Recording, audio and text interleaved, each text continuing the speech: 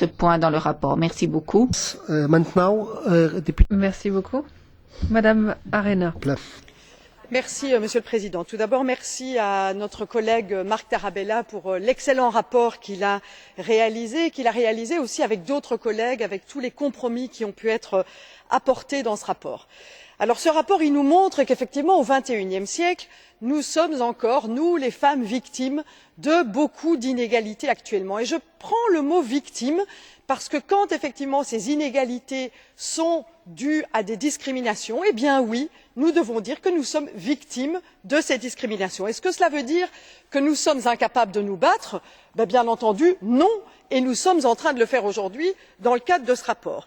Ce rapport met un certain nombre de recommandations qui sont des recommandations de politique volontaire et je vois qu'ici dans cette assemblée, je pense qu'on est tous d'accord pour dire qu'il y a des inégalités et que c'est injuste, mais qu'il y a une partie de ce Parlement qui dit il faut agir et qu'il y a une autre partie du Parlement qui dit laissons faire, ça va se régler tout seul.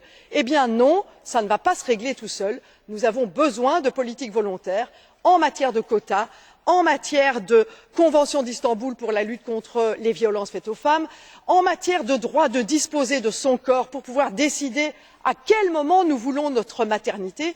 Et je viendrai justement sur cette maternité pour dire que la maternité est une source de discrimination actuellement.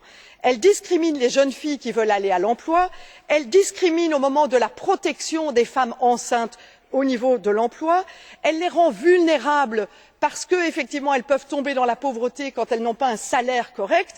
Eh bien tout cela aujourd'hui, ça fait que nous avons des taux d'emploi qui sont de mauvais taux d'emploi pour les femmes, nous avons des chutes de la natalité. Alors tous ceux qui veulent augmenter la natalité en Europe, eh bien je les encourage à soutenir la directive congé de maternité et ce n'est pas en mettant la directive congé de maternité dans le dispositif REFIT que nous allons régler tous ces problèmes, que du contraire nous avons besoin de cette directive maternité. Je donne le message à la Commission encore une fois et je le donne également au Conseil. Merci. Merci beaucoup, Madame députée. A teraz pani poseł Rosa Estaras. Madame Estaras Ferragut. Groupe PPE. Merci beaucoup, Monsieur le Président. Oui, effectivement, la crise a frappé de manière importante l'ensemble de l'Europe.